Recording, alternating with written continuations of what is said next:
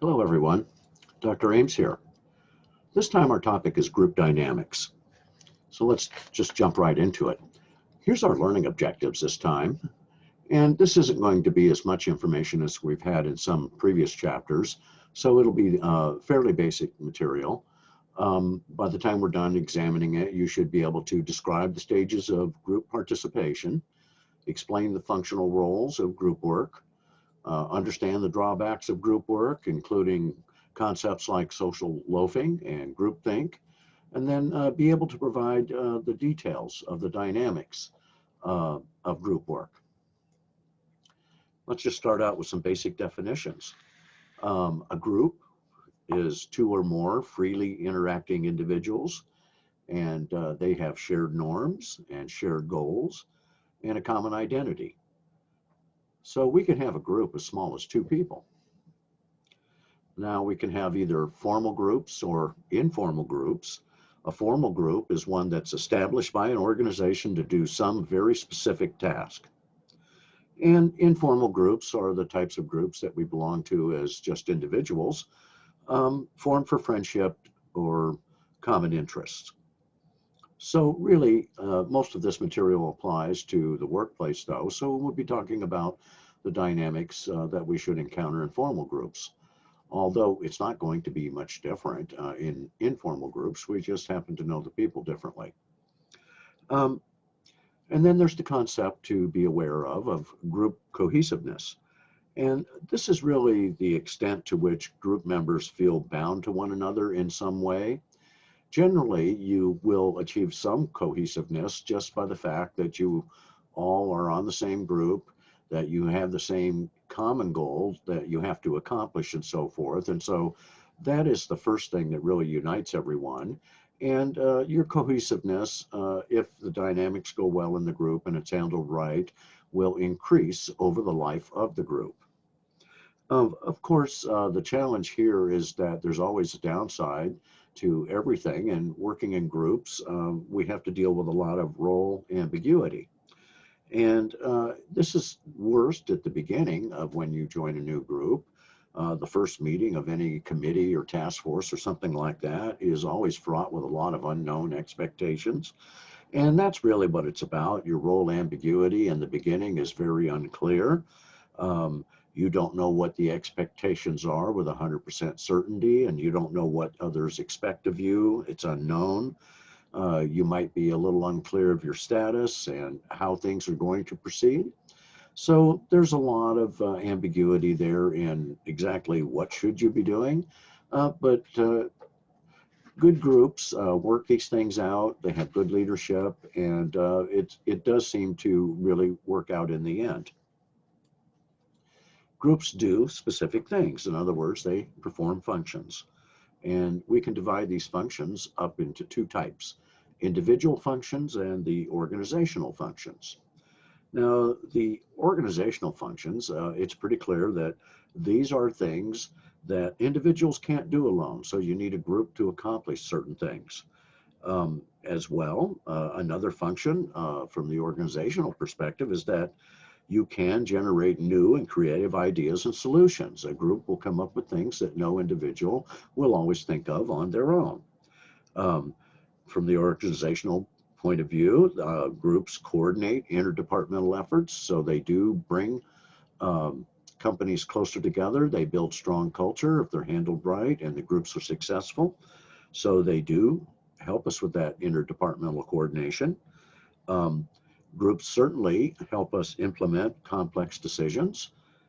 And groups are also a forum where people can be socialized and where you can train newcomers into the organization as well. So those are all very important functions that groups do provide from the organizational perspective. Now, when we look at the perspective of the individual, there are also functions that are going on there for the individual. It will, in the most basic sense, satisfy most people's need for affiliation of some type, to feel part of something. And so working in a group definitely does that. Um, Another individual function is that it will help most people develop some self-esteem, even help sharpen their sense of identity as they work with others and learn new points of view and ways of doing things. Um, an individual function that's very similar, certainly, is it helps people learn how to interact socially. Um, as well, you can, from the individual's point of view, it will reduce feelings of insecurity, those unknown expectations, that ambiguity that we find when we find out we're going to be on a committee or a group and so forth, and it's a little unknown territory. So that insecurity is not quite as bad once you get working in the group a bit. But it's an individual function of the group that it does make you feel a little more secure. It helps deal with your maybe your sense of powerlessness in the beginning. So, but one thing we really have to say from the individual perspective, it's a good way to learn interpersonal skills, to find a way to solve communication problems between people, and indeed even work on personal problems. There are 5 stages of group participation. And this is a pretty standard fare that we find in all textbooks about groups. And so this material is pretty much out there and everywhere, and it's the basis of all group discussions, all discussions about group behavior and so forth. Um, what I've done here is put a bunch of questions up for you. Um, and this is a good way to look at the different stages on what types of questions should you be asking to give you a sense of what happens in each stage. So the first stage is forming. You're forming the group. And so the questions that you are asking as an individual, how do I fit in? And why are we here? You should have some sense fairly quickly, if you don't already know why the group is meeting, what you are charged with. And that's generally how it's put to a group. This is your charge. In other words, this is what your goal is at the end that you're supposed to accomplish. So, do you think we could have a deforming? You certainly could, because dynamics amongst people can get very unusual. Um, you can have subgroups develop, and the goals of the project, when that happens, become secondary to control within the group. But during this forming stage, if you get it right, that you either elect a chair or you have one that's been appointed, and you understand the process of how that happens and so forth, and you get off to a good start by talking about your charge and everything, um, most of the time forming is a chance to come together and form the basis for success. The second stage is storming, and you're going to ask yourself, well, okay, I'm in the group, I know why I'm here, but what is my individual role? And who is in charge and who does what? And so certainly, um, this is where our things are beginning to be laid out for you. Quite often, what happens is you've talked about what the charge is, and you've decided how to go about it, and maybe what the first steps are. So that's when some of the basic work gets divvied up. Some people volunteer to do this or that. Sometimes it's a little bit of research, and you agree to come back and present that research at the next meeting and so forth. Or it may be you decide to take on an ongoing sort of role that you know will develop over time. But that's what you're asking during the storming stage: is where do I fit in? What do I exactly do? What's my role? And you should, by then, during the storming and then the forming stage, know who is in charge, and you determine what are those initial jobs that everyone is doing. Now, generally, you can have a little bit of destorming going on, and this is when conflicts and disagreements generally happen early on in the process. They happen right away, and you deal with them. You come to a sense that maybe you have a discussion about what you think is the smart way to go and what steps you should do first. That would be something that you would handle during the storming process, would be called destorming, because you're working out all those wrinkles that you have before you even start. Um, you want to make sure that these things get worked out during the storming phase, because you don't want discontent early on in the formation of any group to simmer below the surface and result in some resistance from individuals. You don't want to lose group cohesiveness, what you're trying to achieve. Um, so the third stage is norming. And norming is where you understand what's expected of you, you know what you're doing, how you're going to go about it. You're thinking to yourself, what is expected of me now? And now you know that. And during the norming process, you start to do the work that you've agreed to do. And so people agree on their roles, they assume their team positions and so forth during the norming stage. This is where those first two stages are about setting up and getting things ready, and then the norming cements everything more or less, and this is how we're going to do it as a process. And so you move through that norming stage. Now, of course, a norm is something that everyone shares together. So we have norms of attitudes and norms of opinions and norms where people disagree and norms of feelings and action that guide our social behavior. So it makes sense that the stage, the third stage here in the middle where you come together is the norming stage where everybody agrees on here's how we're going to do it. The fourth stage is performing. And so this is where you're always thinking, am I living up to my role? Am I performing what I'm supposed to be doing? Are we getting the job done or not? Um, and so this is where you just do the work of the group, whatever it is, and you work out anything that gets you off your path a little bit.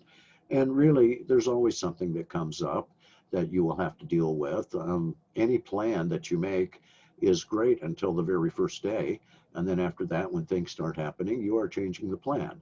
And so during the performing, you've staged, you've gotten beyond norming, everybody knows what they're doing. You just keep doing what you're doing and you try and stay on track so that you are working towards that goal. And then, of course, adjourning is when you get close to your goal and you know you're going to achieve it. Well, what do you do next? How do you handle the transition? Well, no group lasts forever. And so adjourning is about coming to a successful conclusion, achieving what you wanted to do, and really making up maybe a small set of comments or a small report, depending on what your charge is, saying this is what we think ought to happen.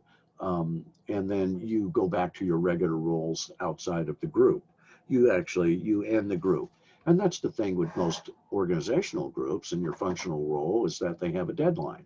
You're supposed to accomplish a certain thing, that's your goal, and you do it within a certain deadline. So they are formed, you storm, you norm, you perform, and then you adjourn, and things end. Now, along the way, you would hope that you get along well with everyone and that you have good interpersonal relationships and all of that. But ostracizing is a constant threat that you have to have in the back of your mind that you don't want to fall prey to.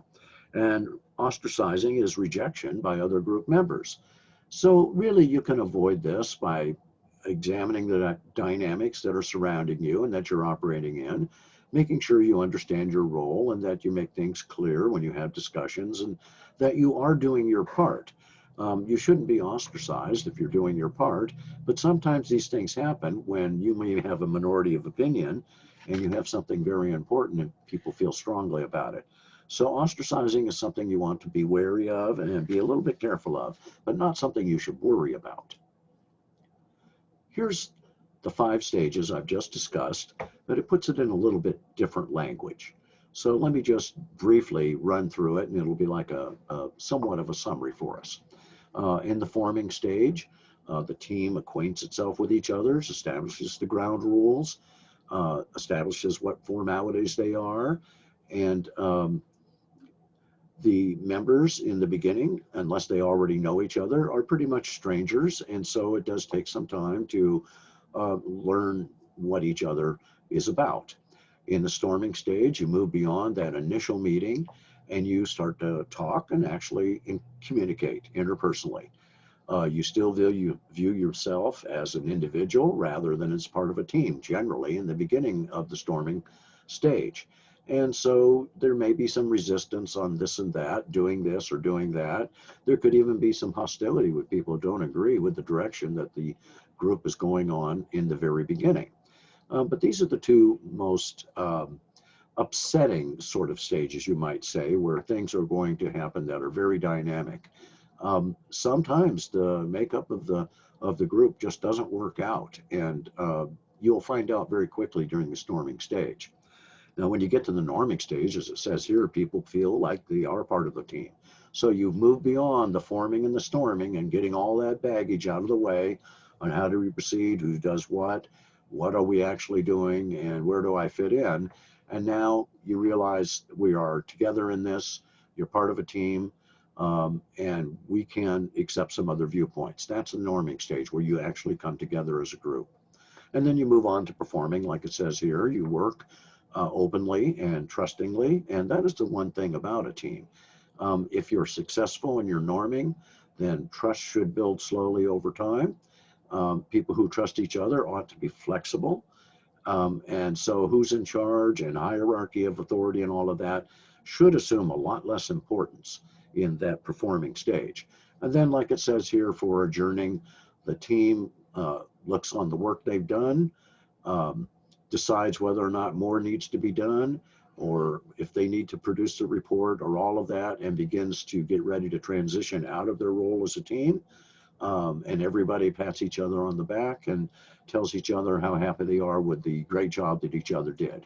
And then you go back to your regular roles within the organization. Well, when we're working in these various groups, we have roles that we undergo and that we have to fulfill.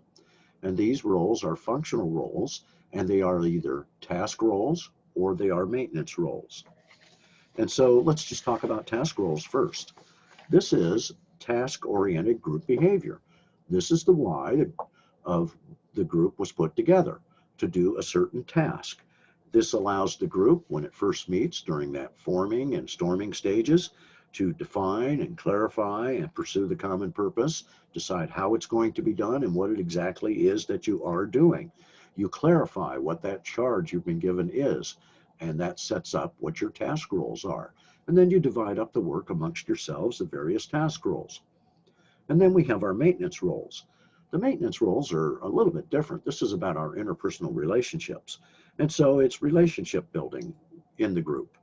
And you really want to have a successful group. You want to have a harmonious experience when you meet and spend the time doing it.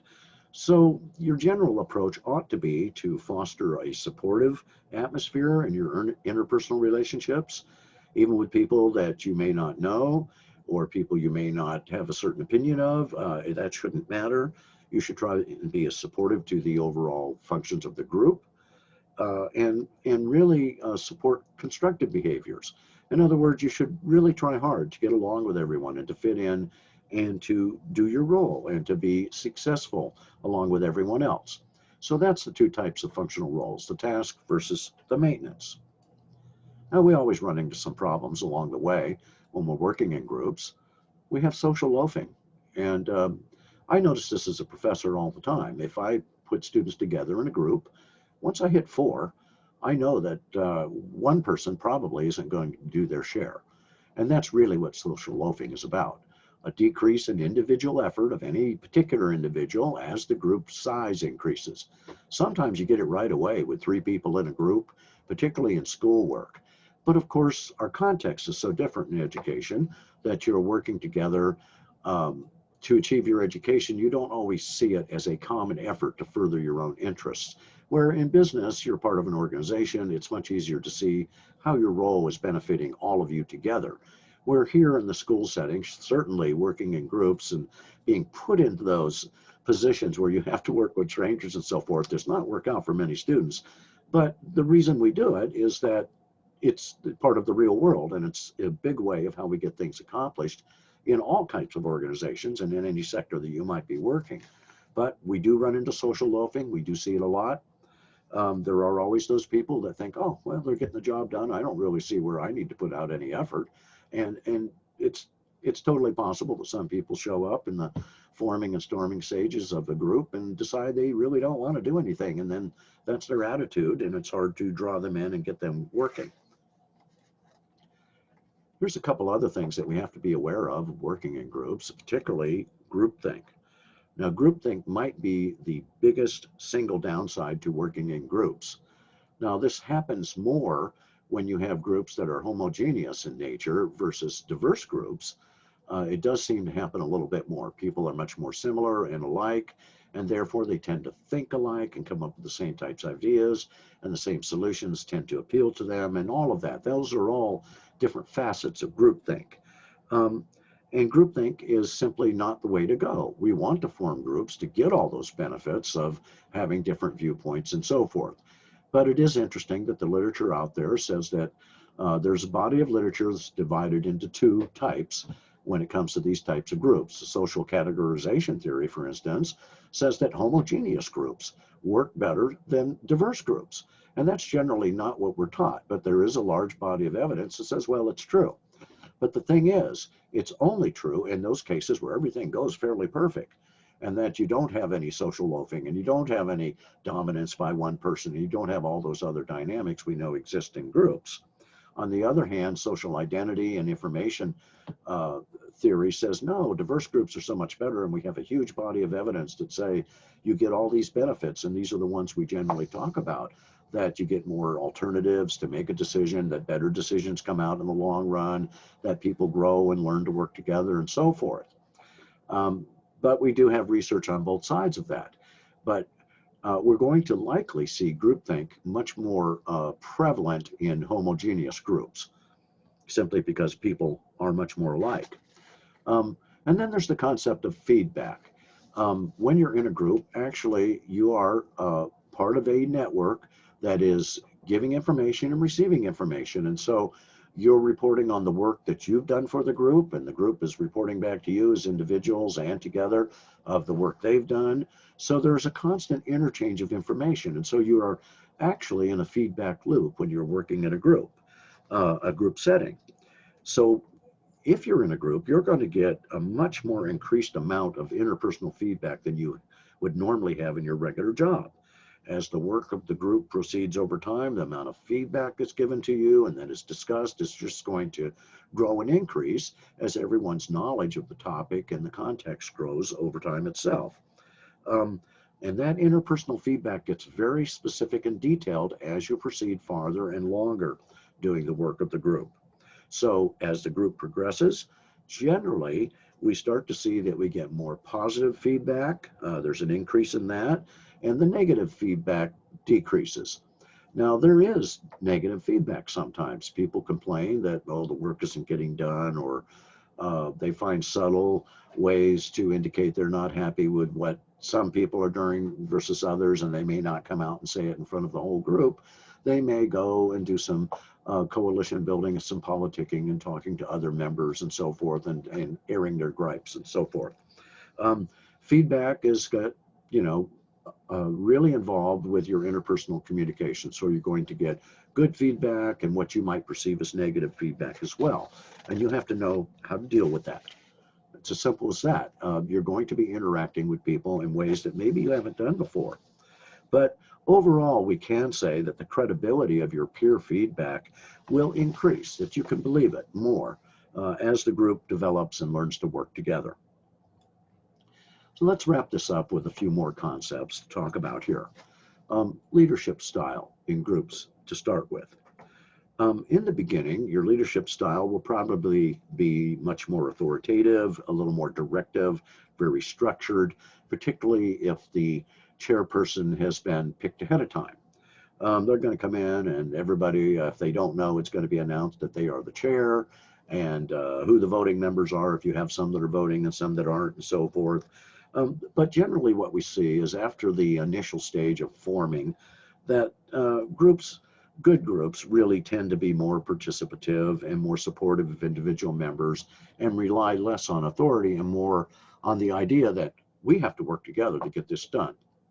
So you don't want someone as the chair whose leadership style is very domineering or authoritarian or something like that. They have to be people that can work together. When we talk about role, and I've mentioned role just a little bit, a role is just a set of behaviors. And in organizations, a set of behaviors that you're expected to perform as a person. So when you get in a group, there will be a role that each is supposed to do. And it might be just something as simple as you contribute to the research and presenting some feedback on the information and do some voting and help us come up with ideas. That might be your role, the set of behaviors that is expected. Well, we can run into role overload. And this does happen when people are zealous about a topic or something that the group is doing. That goal is really powerful and maybe even has an emotional attachment for them. And so you have to be wary of getting into role overload yourself, because role overload means you're trying to do more and more, and you're trying to do it with less and less time available. And most of us don't do as well when we're trying to do too much in too little time. And you may be well-meaning, but role overload means that you have to know when you've got enough on your plate and not to take anything else.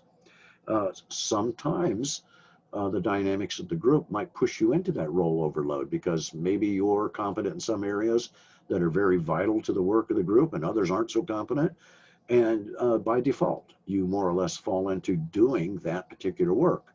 And you might view it as role overload yourself. Um, we don't want to get in that situation, because role overload means that you might encounter stress, that your effectiveness will probably slip. You could even have some health effects from it. Um, so role overload will lead to role conflict. We always have to worry about role conflict no matter what we do, but it's not just whether or not you're in the group and you have a role conflict. Generally, our role conflicts are with us and our lives and the organization itself. And working in a group may just add to that burden of the role you have a conflict with. In other words, we have work and family conflicts all the time. It is worse for women than it is for men, but we also have conflicts for people with different types of households. For instance, single person and non-traditional households have their own versions of role conflict to deal with and so forth. In other words, today's society is tough, and we have to deal with all our family issues and balance those with the demands that our organization puts on us. And so we're always, many of us, dealing with role conflict. And sometimes our internal values are colliding with the expectations that are put on us and so forth by others. And sometimes this happens in our group work. So we don't want that to happen. We don't want to have these role conflicts, and we want to find ways to work them out the best we can. So sometimes there is some role ambiguity, though. And role ambiguity is just what the word ambiguity means. You don't know what is expected. It's ambiguous. Um, so we can fix this easily and deal with it as an organization by making sure that a job description is very specific and detailed and clear, that if there's a promotion around, that the promotion criteria are not vague, that they are clearly listed and so forth. When you're working in a group, everybody agrees to do a certain thing. That lessens the ambiguity, and everyone knows specifically what we're supposed to do. Now, finally, the last concept to mention here is the group size itself. Um, you would ask, well, what is the best size for a functioning committee to get some work done in any particular given industry? Well, unfortunately, there is no best practice out there for this. In fact, there is really no clear research definition of what the optimal group size is. It very much depends, I think, on your context. Here in the education sphere, in my own perspective, I see that 3 and 4, 5 people I never do in a group. 3 and 4 I know can be problematic. Quite often 2 people can work together okay, they work it out. Adding 3 sometimes is problematic, but 3 seems like a good number. But I always have a problem with 4 and more. But of course, this is education. It's different when you get in a work group, and you may need, because of the sheer volume or importance of the charge that you're given, have to have multiple members to get it done. So there really is no real answer to this. What is the optimal number of people? Okay, folks, that's all I wanted to talk about this time. I'll talk to you again soon.